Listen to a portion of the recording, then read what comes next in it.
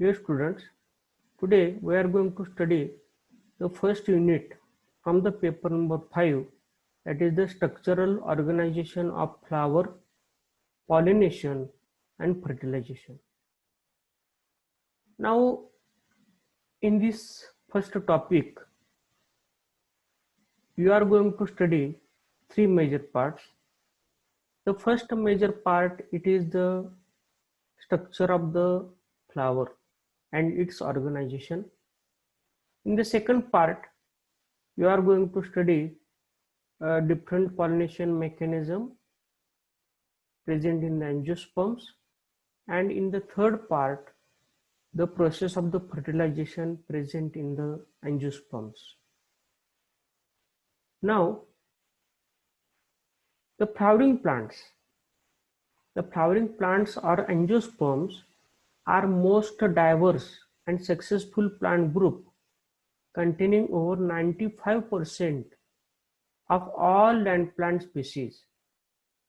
Flowering plants are the most successful group growing in different habitats.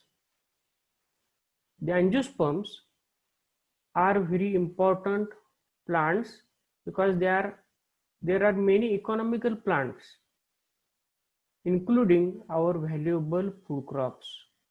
So angiosperms, they are very important for our survival.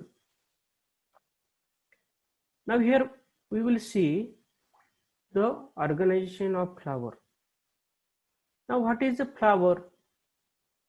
The flower is the reproductive structure of the angiosperms, and therefore angiosperms are called as the flowering plants.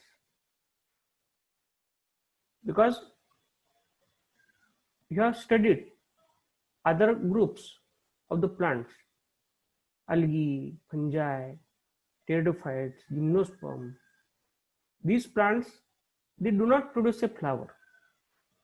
So angiosperms, they are very important group, and it is the one of the dominant plant group present on our planet. So flower is responsible for the development of the seed. What is the seed? You know, after the germination of the seed, a new plant is produced. Flower is defined as a specialized shoot in which the leaves are modified into the floral structures. So this is the definition of a flower. But what is the significance? Why there is need to study the flowers? That is also very important. Now in last year, you have studied taxonomical part. Now in the taxonomy, there are two major objectives. The first objective, it is the identification, and the second objective, it is the classification. And it is necessary to understand the composition of flower and theories of origin of its components. So in the next slide, we will see different picture containing different types of flowers are there. And this flower shows distinct variations in the structure in different species. You can see Ceropegias, Aster, Utricularia, Bougainvillea, Lotus, etc. So many flowers are here, but their color, their shape, their size, so many variations are there. No flower is similar. If you see these two flowers belong to same genus, Ceropegia, but you can see the shape of the flower different. the color of the flower, it is different. So variations are there. So in this way, the flower shows distinct variations in the structure in different species. Now in the next part, we are going to study the concept of the flower as a modified shoot. Now, before understanding the concept of flower as a modified shoot, first we will see the structure of a typical flower. So it is very important to understand the structure of the flower and its components. So as we have seen that flower is a modified reproductive shoot, and it is most conspicuous structure in the angiosperms. So we will see the structure of a typical flower. Now this picture shows the structure of a typical flower. Now this typical flower consists of 4 different whorls of floral leaves arranged on an axis called as the thalamus. Now this thalamus, it is also called as the receptacle. Now this thalamus, it is the swollen end of pedicel of a flower. This is a swollen portion of the pedicel. And what is the pedicel? The pedicel is a flower stalk.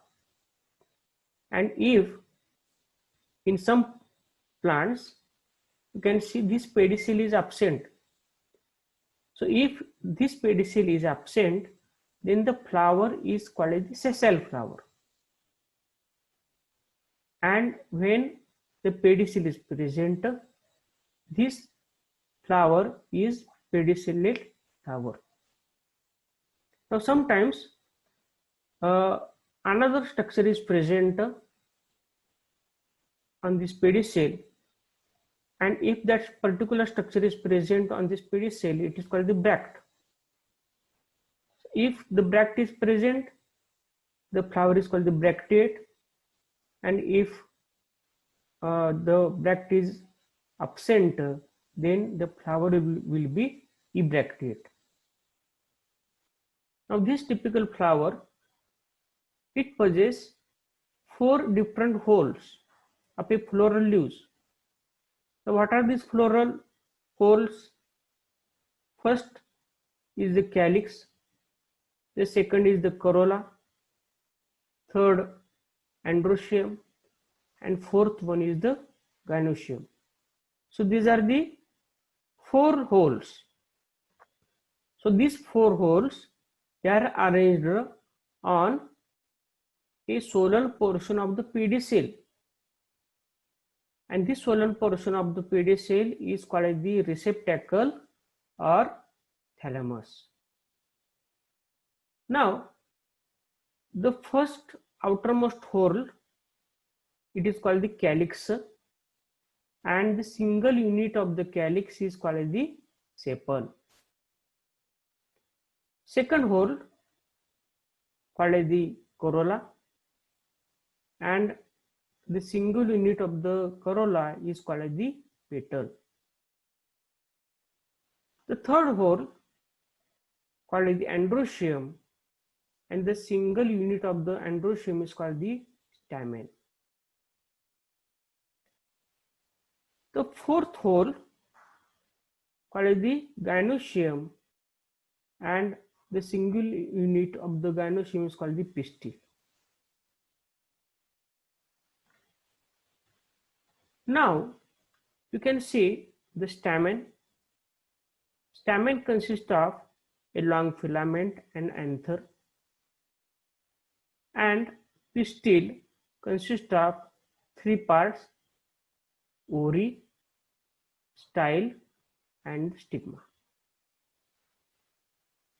So this is a structure of a typical flower. Now we will see the 4 holes of a typical flower, which are classified into the two groups. The first group is called the accessory holes and second is called the essential holes. First we will see the accessory holes. Now there are two holes of floral leaves arranged successively on the thalamus called the calyx and corolla. Now this calyx and corolla, they protect inner two important holes. So protection, it is very important, protection of inner two important holes, that is the androecium and gynoecium, as well as it makes the flower attractive. So we have seen different colors are present in the flower and they are attractive only because of the calyx and corolla. But these two holes, they do not take direct part in the process of the reproduction. Therefore, they are known as the accessory holes.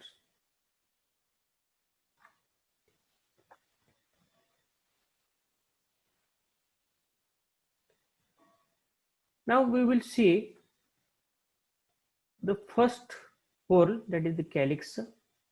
So it is the outermost whorl of the flower and individual unit of the calyx is called the sepal.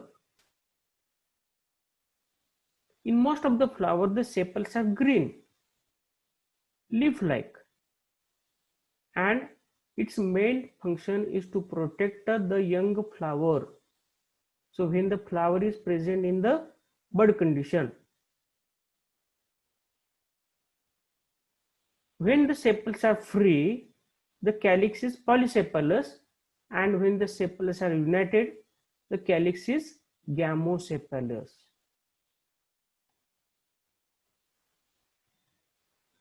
Then we will see the next whorl, that is the corolla. Now it is the second whorl from the outside. So in the earlier we have seen the calyx, outermost whorl, first unit.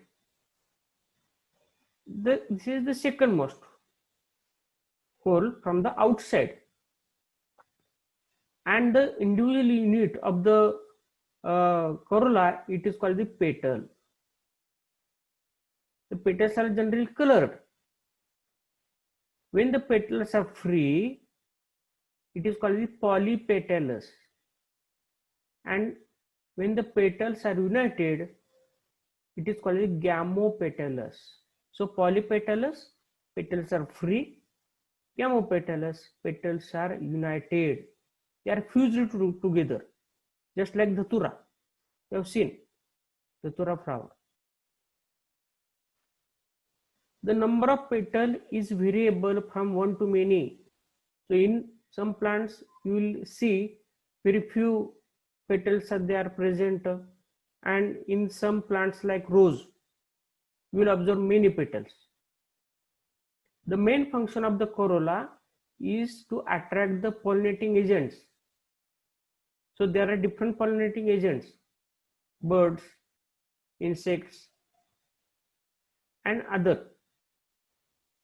So these pollinating agents, they are visiting the flower for the nectar, and when they are taking the nectar or they are coming for the food, the pollination mechanism takes place.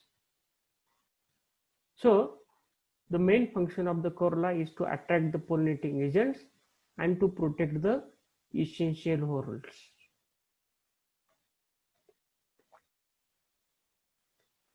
Now sometimes another terminology, it is present, perianth. So what is perianth? So when two holes, outer two holes that we have seen earlier, that is the calyx and corolla. Calyx and corolla are not differentiated. Under such conditions, the whorl is called as the perianth.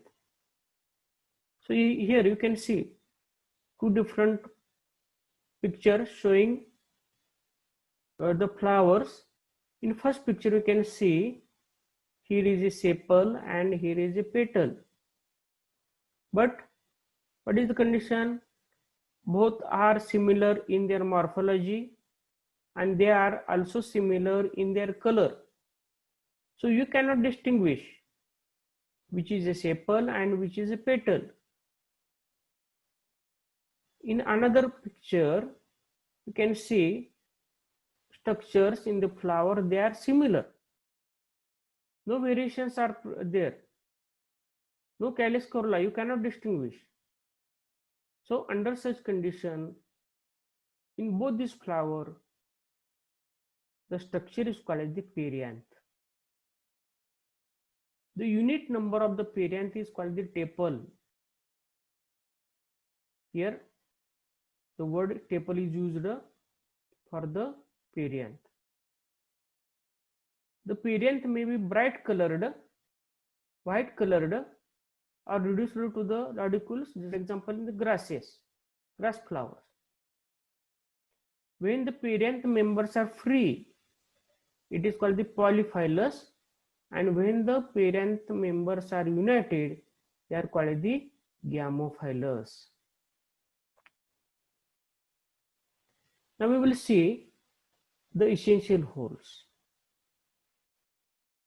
Now the androecium and gynoecium takes part in the process of the reproduction and hence called as the essential floral whorls.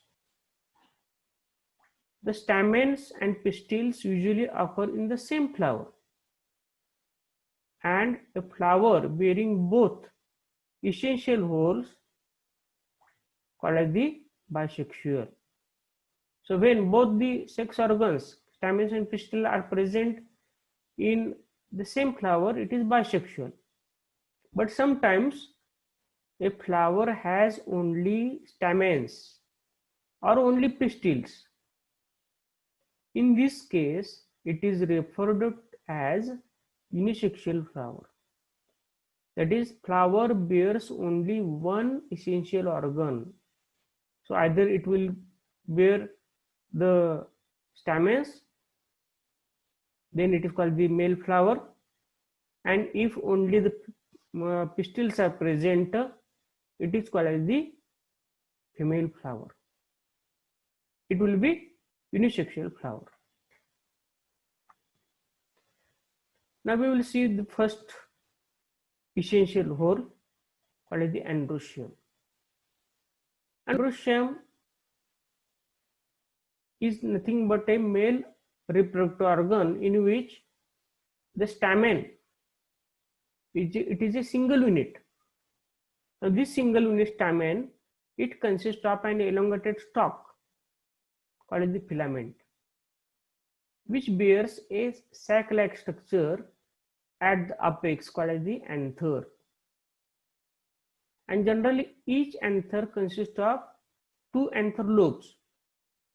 Two anther lobes are present, which is connected to a filament by tissue called as the connective. Generally, each anther possesses two chambers, or they are also called the pollen sacs or microsporangia, which contains pollen grains or the microspores. So these are the microspores or pollen grains which are present in the microsporangia or the anther chamber.